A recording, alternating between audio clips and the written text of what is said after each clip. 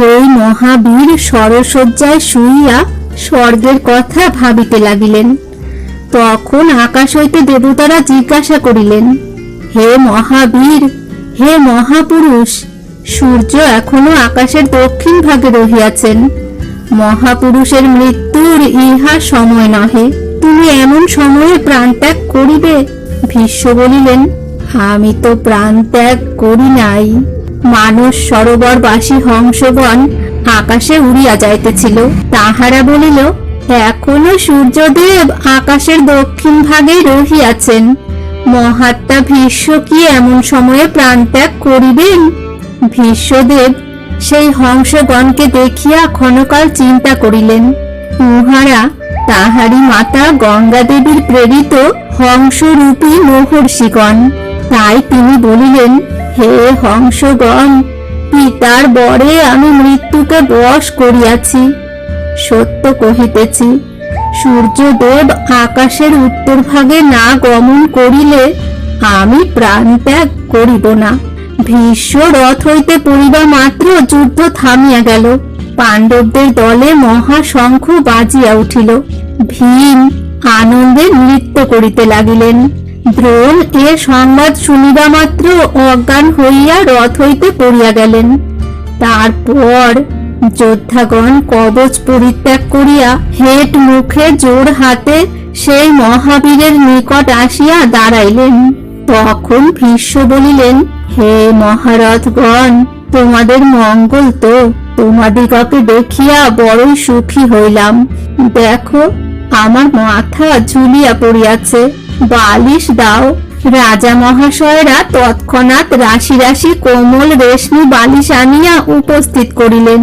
তাহা দেখিয়া ভীষ্ম হাসিয়া বলিলেন, এ বালিশ তো এ বিছানার উপযুক্ত নয়। বৎস অর্জুন, উপযুক্ত বালিশ দাও।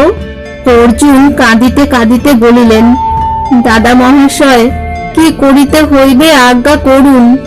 ভীষ্ম কহিলেন, বৎস, তুমি ধনুর্ধর গণের শ্রেষ্ঠ, বুদ্ধিমান আর ক্ষত্রিয় ধর্মে শিক্ষিত। মাথা ঝুলিতেছে, উপযুক্ত বালিশ দাও। তখন অর্জুন ভীষ্মের পদধূলি লইয়া 3 বাণে তাহার মাথা উঁচু করিয়া দিলেন। তাহাতে ভীষ্ম পরম সন্তোষের সহিত অর্জুনকে আশীর্বাদ করিয়া সকলকে বলিলেন, এই দেখো, অর্জুন আমার উপযুক্ত বালিশ দিয়াছেন। তারপর ভীষ্ম আবার বলিলেন, যতদিন না সূর্যদেব আকাশের উত্তর ভাগে যাইবেন, ততদিন আমি এইভাবেই থাকিব। সূর্যদেব আকাশের উত্তর ভাগে আসিলে আমি প্রাণ ত্যাগ করিব। আমার চারিদিকে পরীক্ষা করিয়া দাও, আর তোমরা শত্রুতা ছাড়িয়া যুদ্ধে ক্ষান্ত হও। তারপর দুর্যোধন ভালো ভালো চিকিৎসক ও ঔষধ লইয়া সেখানে আসিয়া উপস্থিত হইলে ভীষ্ম বলিলেন, উহা দিয়ে আমার কি হইবে? এখন আমার চিকিৎসার সময় নহে, আমাকে পোড়াইবার সময়। সুতরাং চিকিৎসকেরা তাহাদের ঔষধ লইয়া ফিরিয়া গেল। তারপর রাত্রি হইলে সে স্থানে প্রহরী রাখিয়া সকলে শিবিরে গমন করিলেন। রাত্রি প্রভাত হইলে পুনরায় সকলে ভীষ্মের নিকট আসিয়া তাহাকে নমস্কার করিলেন। ক্রমে স্ত্রী, বালক, বৃদ্ধ সকলে তাহাকে দেখিবার নিমিত্ত সেখানে আসিতে লাগিল। কন্যাগণ তাহার উপরে ফুলের মালা, চন্দন চূর্ণ ও খই ছড়াইতে লাগিল। গায়ক, নর্তক ও বাদ্যকরগণ সেখানে আসিয়া উপস্থিত হইল। রাজারা বিনীত ভাবে তাহার চারিদিকে ঘিরিয়া বসিলেন।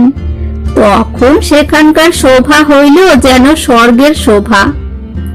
এমন সময় ভীষ্ম বলিলেন, জল দাও। অমনি সকলে ব্যস্ত হইয়া নানারূপ মিষ্টান্ন এবং সুশীতল জল আনিয়া উপস্থিত করিল। তাহা দেখিয়া ভীষ্ম কহিলেন, এ পৃথিবী হইতে আমি বিদায় লইয়াছি। সুতরাং এখানকার মানুষেরা যে জল খায়, আমি আর তাহা খাইব না। অর্জুন কোথায়? অর্জুন জোর হাতে বলিলেন, কি করিতে হইবে দাদা মহাশয়? ভীষ্ম বলিলেন, দাদা, বিছানা দিয়াছ, বালিশ দিয়াছ, এখন তাহার উপযুক্ত জল দাও। অর্জুন ভীষ্মের মনের ভাব বুঝিতে পারিয়া অমনি গান্ডীবে পর্জন্যাস্ত্র যোজনা করিলেন। সে অস্ত্র ভীষ্মের দক্ষিণ পার্শ্বের ভূমিতে নিক্ষেপ করা মাত্রই তথা হইতে অতি পবিত্র নির্মল জলের উৎস উঠিতে লাগিল। আহা, কি সুগন্ধ, কি মধুর শীতল জল! সে জল পান করিয়া ভীষ্মের প্রাণ জুড়াইল। তিনি অর্জুনকে বারবার আশীর্বাদ করিয়া বলিলেন, তোমার সমান ধনুর্ধর এ জগতে আর নাই। দুর্যোধন আমাদের কথা শুনিল না, সুতরাং সে নিশ্চয় মারা যাইবে। দুর্যোধন কাছে ছিলেন, আর ভীষ্মের কথা শুনিয়া অতিশয় দুঃখিত হইয়াছিলেন।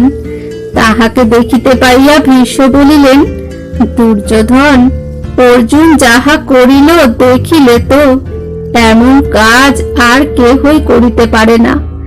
এই পৃথিবীতে অর্জুন আর কৃষ্ণ ভিন্ন। আগ্নেয়, বরুণ, সৌম্য, বায়ব্য, বৈষ্ণব, ঐন্দ্র, পাশুপত, পার্মেন্ট, প্রজাপাত্য, ধাত্র, তাষ্ট্র, সাবিত্র ও বৈবস্বত অস্ত্র সকলের কথা কেহ জানেন না। তুমি এই বেলা পাণ্ডবদিগের সহিত সন্ধি করো। আমার মৃত্যুতেই এই যুদ্ধের শেষ হোক, আমি সত্য কহিতেছি। আমার কথা না শুনিলে নষ্ট হইবে। এই কথা বলিয়া ভীষ্ম চুপ করিলেন। সকলে শিবিরে চলিয়া গেলেন।